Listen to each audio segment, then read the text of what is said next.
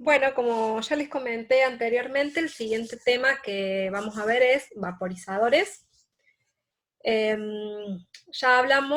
dijimos que la diferencia principal, pero se los vuelvo a repetir, entre estos equipos y los que vimos anteriormente, que son los evaporadores, es que la finalidad misma de este equipo, de un vaporizador, es generar vapor en el fondo de una torre de destilación. Entonces, este tipo de equipos, también llamados reboilers, son evaporadores usados en la industria de procesos para generar un flujo de vapor para alimentar una columna de destilación. El vapor se genera a partir de la corriente de líquido que sale de la última etapa de la columna, ¿sí? Ahora vamos a ver el gráfico porque algunos de ustedes todavía no han visto una torre de destilación más que en alguna integradora. Y bueno, y otra cosa que ocurre en estos equipos es que el vapor se evapora, o sea, el líquido se evapora parcialmente. Hay una porción de alimentación a estos equipos que sale como vapor y otra porción que sale como líquido. Entonces acá lo que vemos es el esquema de una torre de destilación.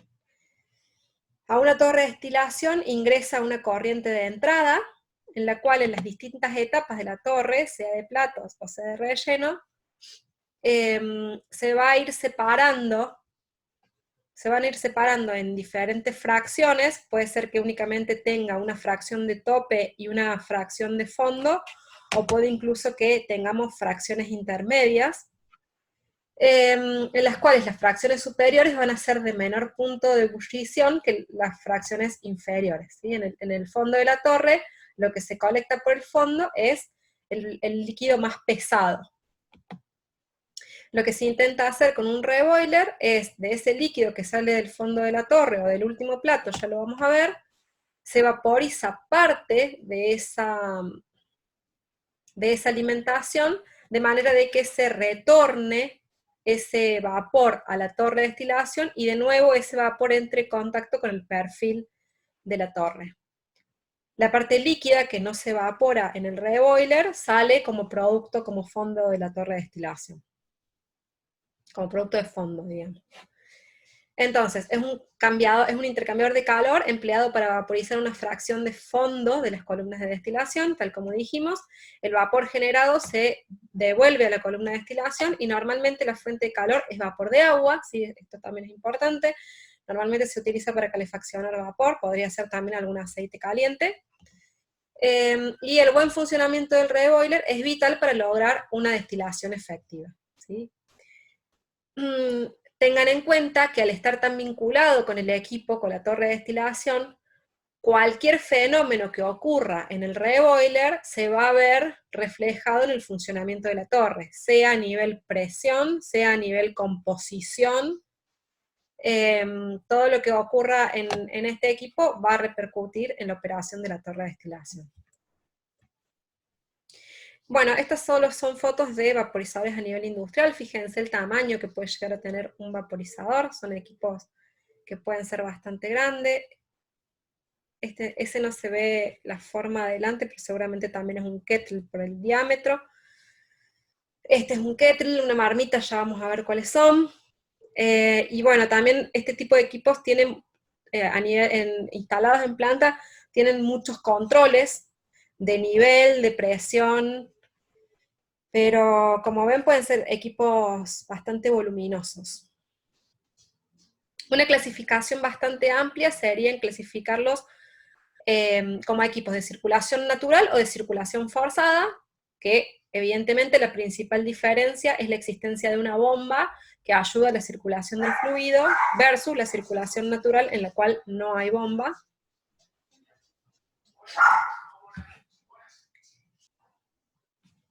Bien, y acá se muestra otra clasificación, ya más por funcionamiento del equipo o por configuración del equipo, que serían, además, los equipos más comunes que uno puede llegar a encontrar en la industria. El primero es un tipo kettle o calderín, un reboiler interno, termosifón, ya sea vertical u horizontal, y en ambos casos puede ser de un paso o con recirculación, ya los vamos a ver más específicamente a cada uno. y un reboiler de circulación forzada. Bien, el primero de ellos, la marmita o el reboiler tipo kettle, es el reboiler más fácil de diseñar, ¿sí? Es el más simple. Las ventajas. Es insensible a la hidrodinámica y por lo tanto es confiable y fácil de calcular. ¿Por qué? Porque directamente este equipo funcionaría como si fuese una etapa más. Ya lo vamos a ver que acumula el líquido y hace como de contenedor, y en ese contenedor, al hacer pasar el fluido calefactor, se genera el vapor. ¿Sí? Pero tenemos como si fuese más una olla o un calderín, por eso también se le dice calderín, que un intercambiador por el cual circula el fluido. Puede operar con altos flujos de calor y con bajo delta T, puede manejar alta vaporización, es un equipo con cañerías simples, de área limitada, y puede trabajar con cualquier presión de operación, es bastante versátil. Las desventajas, bueno, precisamente al tener líquido en gran medida como estancado, en realidad como si hace el funcionamiento de una olla, de un calderín, acumula suciedad y no volátiles si no se hace una adecuada evacuación. O sea, ya vamos a ver en el gráfico, para que lo vean mejor, que el líquido que se va a evaporar va por carcasa, entonces sabemos de lo que vimos anteriormente que es más difícil de limpiar. También es difícil determinar el grado de mezcla, y por lo tanto determinar el correcto delta T para líquidos de alto rango de ebullición. Entonces, si bien es fácil de calcular, bueno, tiene estas ciertas desventajas, más que nada relacionadas a la suciedad. Y como estamos hablando de fondos de torre de destilación, en muchos casos puede ser que no podamos poner este equipo porque estamos hablando de fluidos sucios. Si estamos hablando de alguna destilería de productos más limpios, como sería alguna más relacionada con el etanol, puede ser que no sea tanto, pero estamos hablando de petróleo, seguro que el fondo no es apto para un kettle. Bien,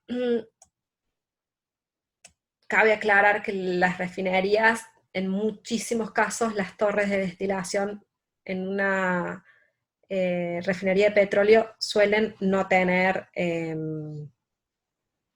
este tipo de equipos de reboiler, sino que directamente se utilizan hornos de prealimentación y de calefacción por una cuestión de la capacidad calorífica, ¿sí? Estos equipos son equipos que generan vapor en el fondo de una torre de destilación, están asociados al vapor de la torre de destilación, pero para operaciones más reducidas. En el caso en el que yo necesite transferir más calor, me voy a tener que ir sí o sí a un horno.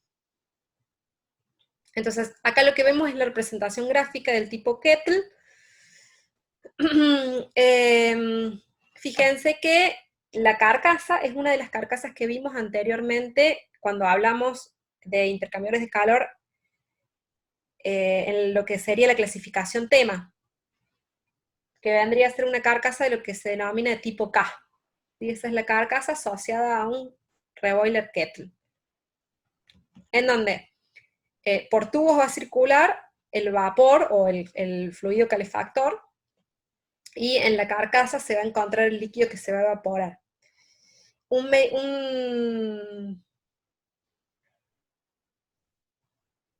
Un nivel va a permitir que parte del líquido quede acumulado en contacto con el paquete de tubos, y una vez que se supere ese nivel, el líquido resultante pueda salir como producto de bottom, como producto de fondo de torre. La parte superior es un recipiente más grande, ¿sí? Fíjense que el diámetro varía, porque es el área en la cual se permite la separación del gas, de los vapores, perdón, para el retorno a la torre. Acá, esto sería un kettle a nivel industrial. Fíjense que se nota bien la diferencia de los diámetros, y esta foto está puesta para que vean por dónde es el ingreso del paquete de tubos, ¿sí? Bien, Entonces eso es con respecto a lo que sería un kettle.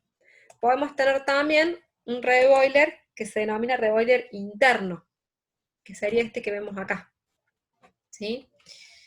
El reboiler interno, por supuesto que la ventaja, como ven, es que no tiene carcasa, eso significa, es una cuestión de costos, no necesita cañerías especiales, no tiene problemas hidráulicos, porque el reboiler está directamente puesto en el interior de la torre de destilación, en el fondo, y las desventajas es, por supuesto que, como está limitada al área de la torre de destilación, tiene un área limitada.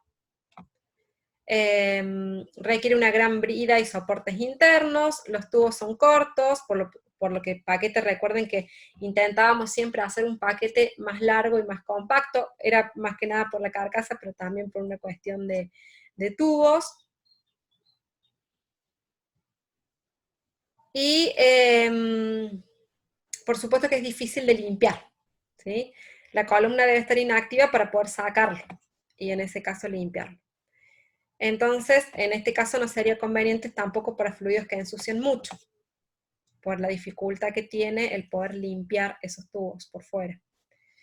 Esto sería un ejemplo de, en planta, ¿sí? De lo que sería este paquete de tubos para un reboiler interno. Y luego tenemos los que se denominan termosifones, en los cuales la vaporización puede ser por tubos o por carcasa, y la disposición de estos equipos podría ser horizontal o vertical. Pero ya vamos a ver cuáles son los más comunes, los que se encuentran en la industria en realidad.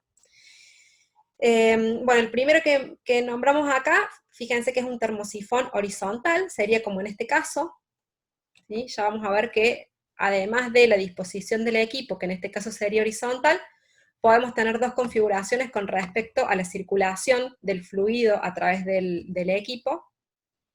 Como ventaja se puede usar cualquier carcasa, tienen altas velocidades de recirculación, puede dar un mejor delta T que los kettle, necesitan menos altura de columna que los termosifones verticales, porque fíjense que este tipo de equipos opera, o la circulación del fluido se produce de manera natural, por eso es un termosifón, ¿sí? A medida que se genera el vapor, la densidad de esa mezcla disminuye, entonces fuerza la circulación naturalmente a través de la generación de las burbujas y la diferencia de densidades del fluido.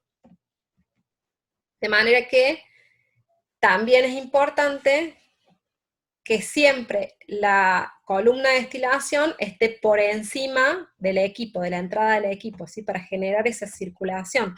Entonces, en el caso de que esto fuese vertical, la altura de la torre debería ser más para ayudar a la circulación. Bien, este tipo de equipos no es el equipo más común, el horizontal. ¿Por qué? Porque, fíjense que en este caso, el fluido va por carcasa, entonces termina siendo un equipo con casi las mismas desventajas que un kettle a nivel suciedad del paquete de tubos y la dificultad para limpiarlo, ¿sí? Entonces, si hablamos de circulación de un termosifón, en realidad lo más común que vamos a encontrar en la industria va a ser un termosifón vertical. Pero bueno, en este caso, además, este termosifón, esa sería su principal desventaja. Pero en este caso, además, el termosifón puede ser lo que se denomina de un paso, o termosifón con recirculación. En ambos casos, tanto el vertical como el horizontal puede tener esta configuración. Cuando hablamos de un termosifón de un paso, significa que va a tomar el líquido del último plato de la columna, va a hacerlo pasar por el equipo, y luego la salida de fondo de la torre va a salir directamente de la torre de destilación, como lo muestra el diagrama. Para el caso de que sea un termosifón con recirculación, fíjense que en este caso lo que ocurre es que parte del fluido de fondo de la torre va a pasar por el equipo, y parte va a salir directamente como fluido de fondo. ¿Sí? Esas son las dos configuraciones que podemos encontrar, tanto para termosifón horizontal como para termosifón vertical. Bueno, acá lo que se muestra, fíjense, en este caso, tenemos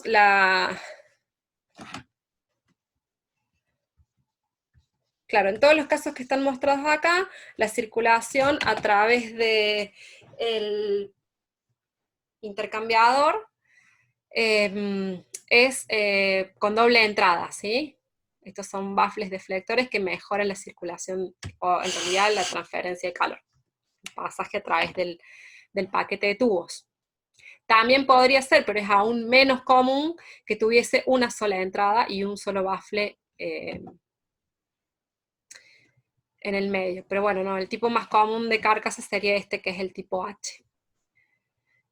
De todos modos, como les dije anteriormente, no sería el termosifón más común. Este sí, un termosifón vertical. La ventaja que tiene, fíjense, a ver si tenemos el gráfico. ¿Sí? Lo más común es que tener un termosifón vertical y que la circulación del fluido sea por tubos.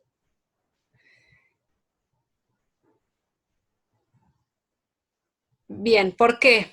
Porque una de las ventajas que menciona acá, por ejemplo, es que el ensuciamiento por tubos facilita la limpieza. ¿Sí? Entonces, tiene las ventajas de que tiene buena circulación, de que se puede limpiar en el caso de que se lo haga pasar por tubos, y tiene la desventaja de que para lograr una buena circulación, como es vertical, necesita una buena altura de torre. ¿Sí? Entonces, de lo que vimos es que lo más común es que en un horizontal vaya por carcasa, lo más común que en un vertical vaya por tubos.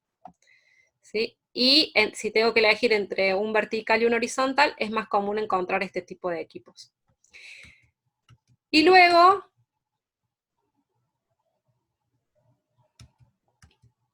el otro ejemplo que tengo de reboilers sería tanto horizontal o vertical con circulación forzada. ¿Sí? En este caso, vaporizadores con circulación forzada pueden ser verticales o horizontales, y por supuesto que acá voy a lograr una alta velocidad. ¿Sí?